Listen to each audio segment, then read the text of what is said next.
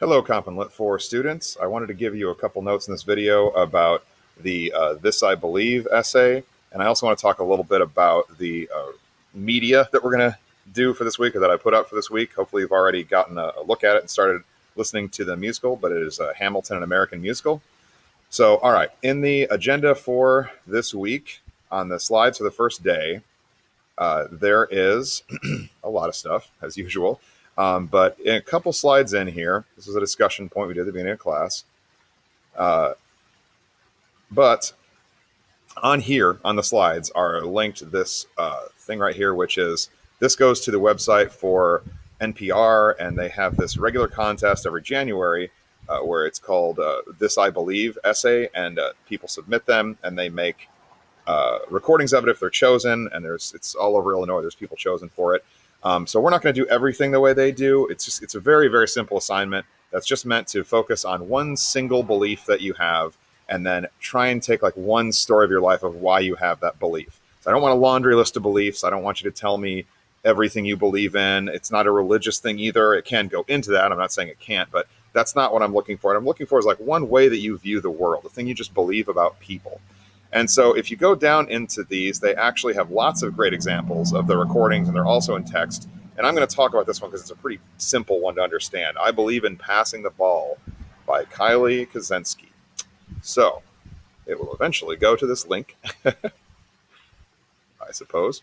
But what she talks about in her essay is, and in this recording, so the recording is down here and you can start. But what she talks about in here, and you can read through it as a great example, is about how she believes in passing the ball. She's talking about her experience as, I believe, as a senior in a game, and it's towards the, like the buzzer's about to go off, and she hands the ball, or she passes the ball to a freshman, and the freshman instinctively takes the shot.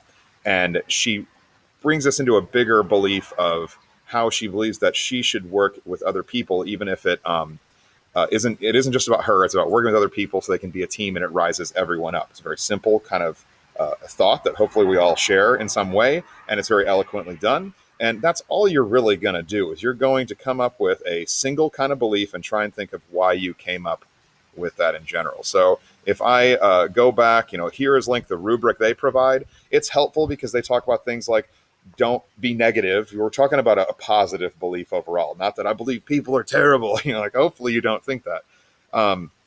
But also it gives you some kind of like ideas of how they set this up. So if you go to the rubric for it in Schoology, it's here in this new folder in narratives, and I'm going to do another short video about the stories from my timeline today and the other assignment that I'm trying to finish up and get posted still for this Friday.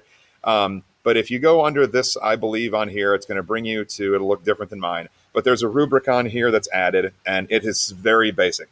The point of this project is not to worry about grammar or writing as usual. We're thinking about narrowing down a topic and also about storytelling. That's the focus for this week, because good essay writers, anything you write, unless you write that copy that says like the legal stuff whenever you get a new phone or something like that, the README that says I agree to all these terms and conditions, that's written intentionally for people not to want to read it because they don't want to deal with legal stuff. They want to own everything they can on it. Everything else you write, you're wanting people to read. And so there's an element of storytelling to it. So you want to really get an idea of giving a lot of like sensory details and stuff whenever you can. Even when you're writing about something really boring, or what would be boring to a lot of people, like a science article or something like that, you still want to have a good writer that is sending it out to you to kind of just make it more interesting to read.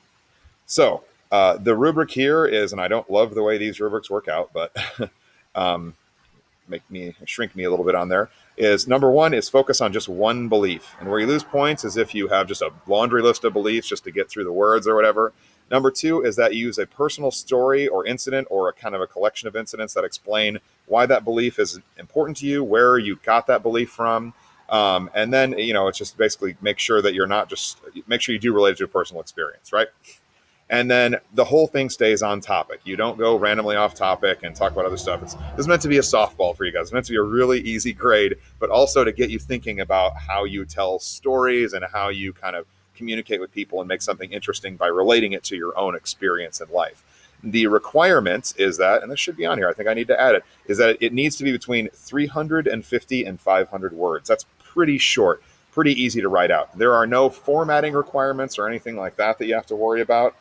So just type it into an open doc. I'm sorry, I have this I believe template. I have to use these now for you guys to write essays and anything with in there, because of the way Schoology won't let Google Docs attach and blah, blah, blah. You don't care. But that's where you type it in there. I think I suggest in the slides here that you go to, that you start it with, I want you to start it with I'm, whatever your name is, comma, and this I believe. And then you can even enter down and then just start and, try and break it into paragraphs, try and make it flow nicely, but just focus on what you're writing. Use a font I can actually read and make sure that you are 350 to 500 words. We went through some of these in class. Let me see what else I got on here for you. There are, I think I linked, I'm thinking of something else, of other essay examples that you could have on there. They're somewhere else.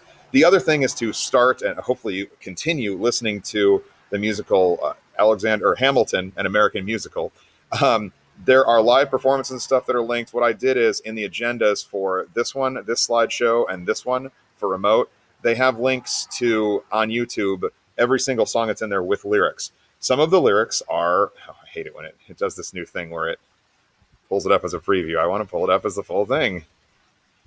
Okay, there we go. On here, I put notes like if there's swear words and stuff like that, so that you can avoid those ones if that's something that your parents or guardians don't want you to be exposed to. And I totally understand that. And I understand as a lot of you hear a lot of these words all the time.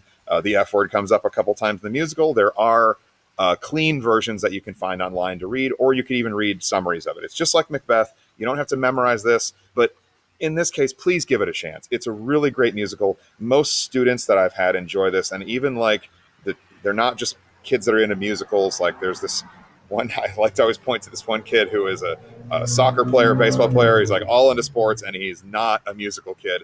And after we started listening to this, he started driving around with his friends, making them listen to the Hamilton soundtrack because he liked it so much. Give it a shot, please. It's really, really good. If you get through the fourth song, or the third song, I think it is, My Shot, if you get through that one and you don't like it, you're probably not going to like it at all. And that's okay, but just give it a chance.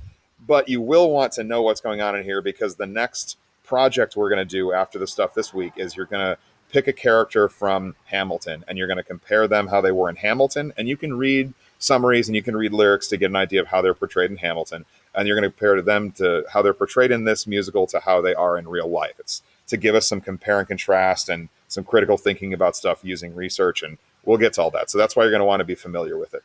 So, but as I said, it goes through, and there's a link to lyricgenius.com, which is a wonderful website that actually shows line by line all of the tracks, all of the words of the song. And like this one, bastard, orphan, son of a whore, and a Scotsman. And it brings up over here notes, and you'll see co-signed by Lin-Manuel Miranda. The guy who wrote the musical actually went through and did notes for everything, did annotations for the entire musical. So you can click on any line and it'll talk about it. Like he actually was a person who didn't have his, didn't know who his father was, and he was treated that way a lot. He was often ridiculed for that by the people that he did not get along with. So that's really great resource. And then under each one, I'll have a lyric video linked. I will let you know if there's naughty words in it so that you may gird yourself for that or avoid it or whatever. And then I'll do like live performances and stuff. It's just, I have these slides. They're not in perfect format, but it's there. Some of the links might not work, but it's easy to find these songs. So just track that down. There's also, if you have a Disney Plus subscription, or if you just go online and you know how to sort of steal stuff online, like some people do, is don't do that. It's terrible. But you can totally find the entire performance of the musical that was done for Disney Plus. And it's fantastic. I absolutely love it. It's absolutely amazing. It's worth your time watching, and it's really interesting. So just give it a shot. If you hate it, then, go just listen to the songs in the background, or even more easily go to Lyric Genius or read like synopsises of the story of the musical, and you can get through it that way, just like we did with Macbeth. Okay, I will upload another video soon about the stories from my timeline project and the next thing after that. Thank you. As usual, send any questions to me that you have.